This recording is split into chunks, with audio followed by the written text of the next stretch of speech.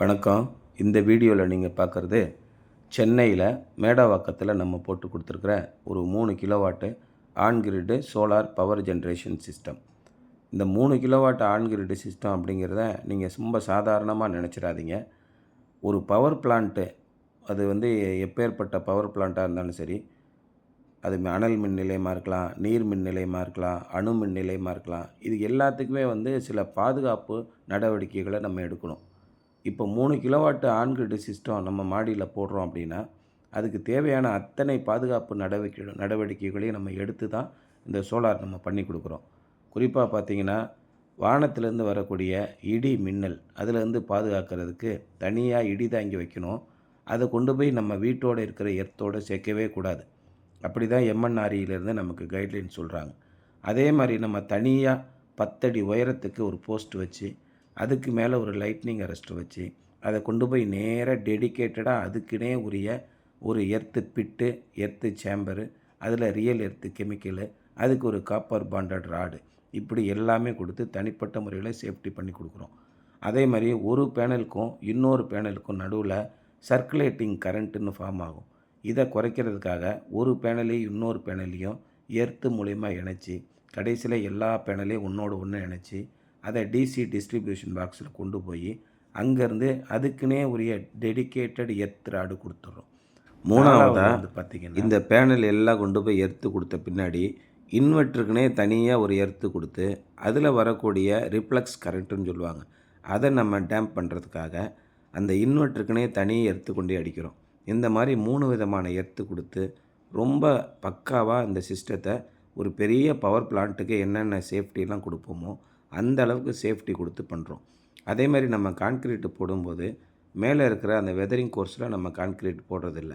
கம்ப்ளீட்டாக வெதரிங் கோர்ஸை ரிமூவ் பண்ணிவிட்டு பில்டிங்கோட ரூஃப் கான்க்ரீட்டில் புல்லட் போட்டு அதில் நம்ம டாக்டர் ஃபிக்ஸிட் ரியல் எர்த் கெமிக்கல் போட்டு, அப்போ அந்த கெமிக்கல்லேருந்து லீக்கேஜ் ஆகாமல் அப்புறம் அடஸ்ட் பண்ணி, அதுக்கு மேலே அது ஒரு 6 இன்ச்சு, அதுக்கு மேலே ஒரு அடி 12 இன்ச்சு, கிட்டத்தட்ட 1.5 அடி உயரத்துக்கு கான்க்ரீட் போட்டு ஃபிக்ஸ் பண்ணி, இந்த மாதிரி எந்த விதத்துலேயும் காற்றுலையோ புயல்லையோ முடிஞ்ச அளவுக்கு பாதுகாப்பு கொடுக்குறோம். கடுமையான புயல் வந்துச்சுன்னா ஒன்றும் பண்ண முடியாது. இயல்பாக இருக்கக்கூடிய நார்மலாக நடக்கக்கூடிய புயலில் பாதுகாப்பு கொடுக்குற அளவுக்கு பண்ணிடுறோம்.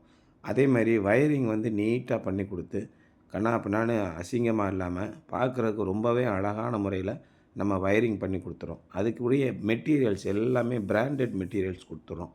அந்த மாதிரி பக்காவாக நம்ம பண்ணி கொடுத்து, ஒரு 25 வருஷம்னா அந்த 25 வருஷத்துக்கு அது வர்ற மாதிரி நம்ம பண்ணி கொடுத்துறோம். இதில் இந்த இன்வெர்ட்ரு ஆன் கிரிட் இன்வெர்ட்டருக்கு 10 வருஷம் replacement warranty, onsite service warranty கொடுத்துட்றோம் நாங்கள். அதேமாரி சோலார் பேனலுக்கு பவர் வாரண்ட்டி 25 இயர்ஸ் அந்த பவர் வாரண்ட்டி வருது. அந்த 25 இயர்ஸ்க்கும் சோலார் பேனல்லேருந்து நமக்கு பவர் ஜென்ரேட் ஆகும். அந்த அளவுக்கு நம்ம நீட்டாக பண்ணி கொடுத்துறோம். இந்த மாதிரி எல்லா விதத்துலேயும் நமக்கு பயன் தரக்கூடிய வகைகளில் இந்த சோலார் நமக்கு அமைச்சு கொடுத்துட்றோம். இதனால் நம்மளுடைய கரண்ட்டு பில்லு இன்றைய தேதியிலேருந்து அடுத்து வரக்கூடிய 25 வருஷத்துக்கு நம்ம வீட்டுக்கு தேவையான அத்தனை பவரையும் நம்மளால் உற்பத்தி பண்ண முடியும். ஒரு 10 வருஷத்துக்கு அப்புறமா இயல்பாகவே போகக்கூடிய சில காரியங்கள் இருக்குது. ஒரு வயரோ, ஒரு ஃப்யூஸோ, ஒரு சுவிட்சோ இயல்பாகவே 5 வருஷத்துலேருந்து 6 வருஷத்துக்கு ஒருக்க டேமேஜ் ஆகும். அந்த நேரத்தில் அதை மட்டும் நீங்கள் மாற்றிக்கிட்டால் போகும். பெரும்பாலான காம்பனண்ட்டுக்கு நீங்கள் மாற்ற வேண்டியிருக்காது. அதேமாதிரி சோலார் பேனலோட மெயின்டெனன்ஸில் டஸ்ட்டு எந்த அளவுக்கு படியுதோ அந்த அளவுக்கு அதோட உற்பத்தி திறனும் குறையும். நீங்கள் டஸ்ட் இல்லாமல் எந்த அளவுக்கு நீங்கள் வச்சுக்கிறீங்களோ அந்த அளவுக்கு ரொம்ப முக்கியம். அதனால் மாதத்துக்கு ஒரு முறையாவது அந்த சோலார் பேனலில் தண்ணி ஊற்றி அலசுனா போதும். ஒரு ஒட்டடை கம்பு வச்சோ அல்லது லாங் ஹேண்டில் ப்ரஷ் வச்சோ நீங்கள் இதை துடைக்கலாம். அல்லது ஒரு சில பேர் 5 கிலோவாட்டுக்கு மேலே நாங்கள் போகும்போது அதுக்கு ஸ்ப்ரிங்க்லர் போட்டு கொடுத்துட்றோம். கொஞ்சம் கூடுதலாக செலவானாலும் அது ஆட்டோமேஷன் பண்ணி கொடுத்துட்றோம். வாரத்தில் ஒரு நாள் தண்ணியை ஸ்ப்ரே பண்ணி நல்லா ப்ரெஷர் வாஷ் கொடுத்துருது. அந்த மாதிரி கொடுக்கும்போது ஆட்டோமேட்டிக்காக பேனல் நல்லா க்ளீனாக இருக்கும். இதுவே மழை பெஞ்சிருச்சுன்னா போதும், நமக்கு எந்த பிரச்சனையும் இல்லை, தெளிவாக பேனல் வச்சிரும். அப்போ ப்ரொடக்ஷன் ரொம்ப நல்லாயிருக்கும்.